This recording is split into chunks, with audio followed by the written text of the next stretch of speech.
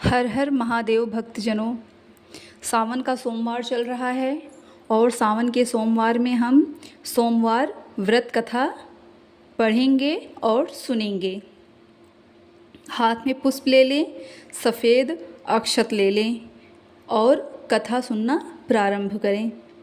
एक साहूकार था, वह बहुत ही अमीर था। उसके पास धन की कोई कमी नहीं थी। साहूकार के पास सभी प्रकार के सुख, धन, साधन, ऐश्वर्य थे, किंतु उसको एक ही दुख था कि उसकी कोई संतान नहीं थी, उसे कोई औलाद नहीं थी। दिन रात वह इसी चिंता में लगा रहता और वह पुत्र पाने के हेतु सोमवार को भगवान चंद्रदेव और शिव शंकर की पूजन किया करता था। साहूकार की भोले के प्रति ऐसी भक्ति निष्ठा देख एक बार माँ पार्वती जी बोली, हे शिव शंकर, हे भोलेनाथ, ये साहूकार आपका अनन्य भक्त है और सदैव ही आपका व्रत एवं पूजन भक्ति भाव से किया करता है। आप इसकी मनोकामना अवश्य पूरी करें प्रभु। पार्वती जी के ऐसे वचन सुनकर भोलेनाथ ने माँ गौरा से कहा, हे पार्वती, यह संसार एक कर्म क्षेत्र है।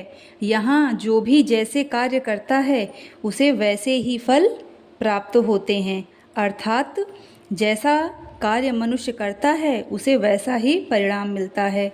किंतु माता पार्वती आग्रहपूर्वक बोली, हे महादेव, यह आपका अनन्य भक्त है। यदि इसे कोई दुख है तो उसे दूर करना आपका कर्तव्य है। अगर आप अपने भक्तों के दुखों को दूर नहीं करेंगे, उनकी मनोकामनाएं पूर्ण नहीं करेंगे, तो क्यों मनुष्य आपकी भक्ति, सेवा व पूजन करेगा। माता पार्वती के इस आग्रह को सुनकर शिव शंकर ने कहा, हे शिवे, इस साहूकार को कोई पुत्र नहीं है, इसी कारण यह दिन रात चिंतित व दुखी रहता है। इसके भाग्य में संतान न होने पर भी मैं इसे संतान पुत्र प्राप्ति के लिए वरदान देता हूँ, किंतु इसका पुत्र केवल 12 वर्ष तक ही जीवित रहेगा, इसके बाद वह मर जाएगा। इससे अधिक मैं साहूकार के लिए कुछ नहीं कर सकता। यह सारी बातें साहूकार सुन रहा था।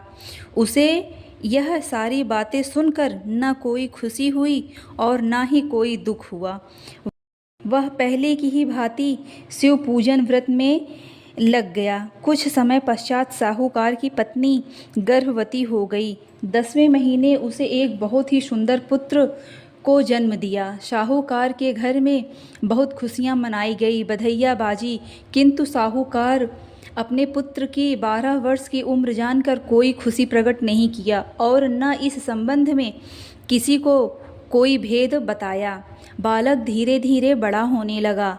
जब वह बालक 11 साल का हो गया तो बालक की माता ने साहूकार से उसके विवाह के लिए कहा, किंतु साहूकार ने कहा कि मैं इसे काशी भेजूंगा। साहूकार ने अपने साले को बुलाकर कहा कि तू इस बालक को काशी पढ़ने ले जाओ और विधिवत शिक्षा ग्रहण कराओ। साहूकार ने उसको बहुत सा धन देकर कहा कि रास्ते में जहाँ कहीं भी ठहरना, वहाँ यज्ञ और ब्राह्मणों को भोजन कराते जाना। इस प्रकार वह दोनों मामा भांजे रास्ते में यज्ञ करते, दान देते और ब्राह्मणों को भोजन कराते जा रहे थे। रास्ते में एक शहर पड़ा। उस शहर के राजा की कन्या का विवाह था और बारात आ रही थी।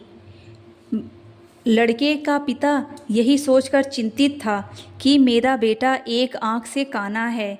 लड़की के पिता देखकर कहीं विवाह से इनकार न कर दे, यही चिंता उसके मन में चल रही थी कि वर को देखकर कन्या के माता पिता कहीं विवाह से मना न कर दे, किसी प्रकार की कोई अड़चन न विवाह में आ जाए। इसी कारण जब उस राजा ने इतने सुंदर साहूकार के बेटे को देखा तो उसके मन में विचार आया कि क्यों ना इस लड़के से मैं विवाह कराकर कार्य पूर्ण करा लूं। यह विचार कर उसने उस लड़के और उसके मामा से कहा कि आप फेरे व कन्यादान का कार्य पूर्ण करा देंगे तो आपकी बहुत कृपा होगी। हम आपको बहुत सारा धन देंगे। साहूकार के लड़के और उसके मामा ने इस बात को स्वीकार कर लिया। विवाह का काम भली प्रकार से पूरा हो गया। जब वह लड़का जाने लगा तो वह चुपके से राजकुमारी की आंचल पर लिखता है, तेरा विवाह मेरे साथ हुआ है, लेकिन जिसके साथ तुझे भेजा जाएगा वह एक आँख से अंधा है। मैं काशी जा रहा हूँ। राजकुमारी ने जब इस प्रकार लिखा पाया तो उसने काने राजकुमार के साथ जाने से इनकार कर दिया और कहा, यह मेरा पति नहीं है। मेरा विवाह जिसके साथ हुआ है वह काशी गया है। राजकुमारी के पिता ने यह जब सुना तो उसने अपनी कन्या को विदा करने से इनकार कर दिया।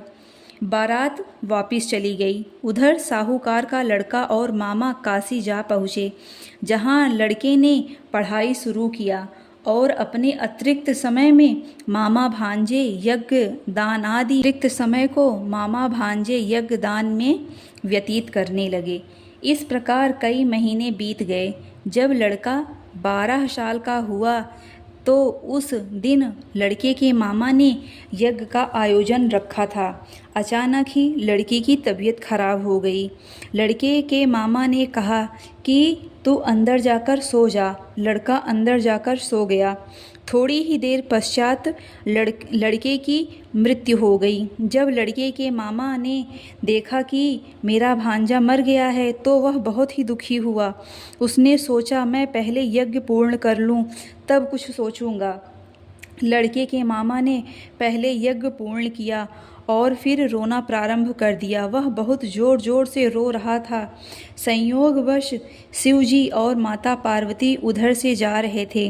पार्वती जी ने कहा, भगवान भोलेनाथ से कहा माता पार्वती जी ने भगवान भोलेनाथ से कहा, हे नाथ, कोई दुखी व्यक्ति रो रहा है, उसके कष्ट को दूर कर दो।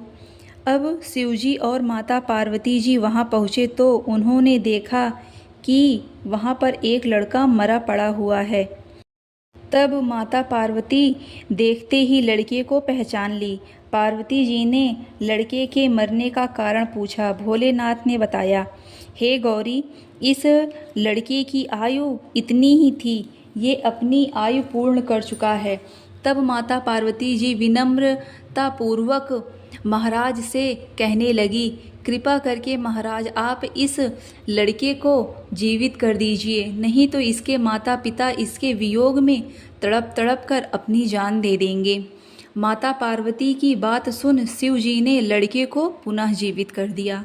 शिव जी की कृपा से लड़का जीवित हो गया।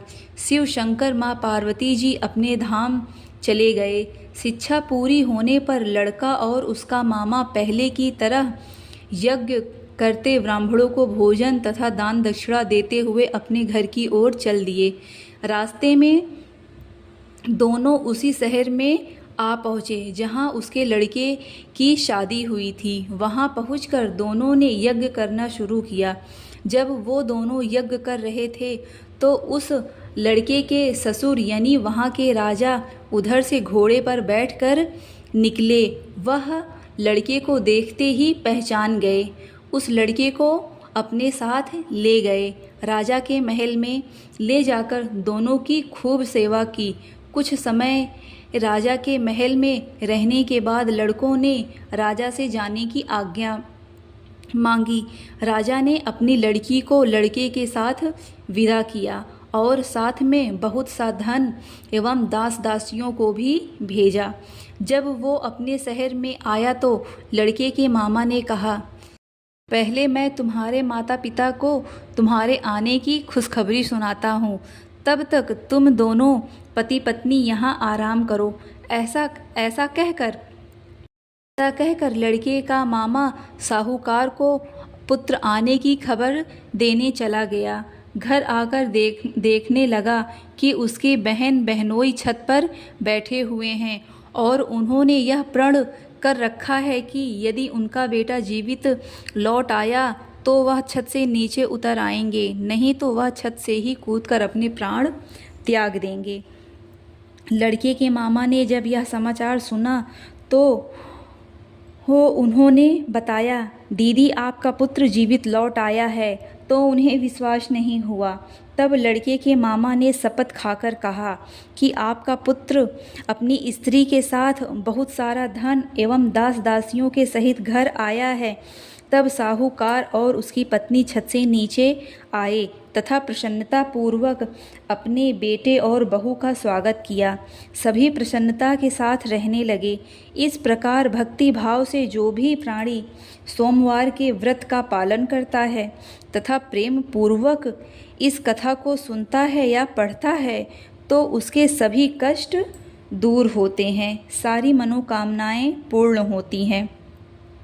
इस लोक में सभी सुख सुविधाओं को भोग कर अंत में उसे शिवलोक की प्राप्ति होती है।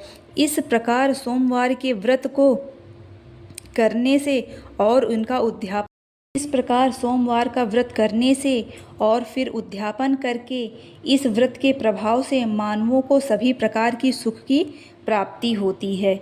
इस व्रत के बारे में यह एक खास बात भी कही गई है कि ग्रहण में जप तप ध्यान हवन उपासना आदि करने का जो फल प्राप्त होता है वही फल सोमवार के व्रत से मिलता है। सावन में केदारनाथ का ब्रह्म कमल से पूजन दर्शन अर्चन आदि करके केदारनाथ क्षेत्र में निवास करने का अपना एक विशेष महत्व है। इससे भगवान शंकर प्रसन्न होते हैं और शिव जी की कृपा बनी रहती है। शिव जी की कृपा से भक्तजनों को उनके दर्शन होते हैं और उनकी सभी मनोकामनाओं को भोले बाबा पूर्ण करते हैं। बोलिए शंकर भगवान की जय हो। आप सभी भोले बाबा की आरती सजाइए और आरती प्रेम सहित गाइए। आरती करके बाबा का पैर छूकर प्रसाद सभी भक्तजनों में वितरण करिए और खुद भी पाइए। बोलिए भोले बाबा की जय हो, बोलिए शिव शंभू की जय हो, बोलो शंकर भगवान की जय हो। और भगवान से प्रार्थना करिए, जैसे आप साहूकार की मनोकामना पूर्ण किए हैं वैसे ही हम सब भक्तजनों की मनोकामना पूर्ण करिए। हर हर महादेव।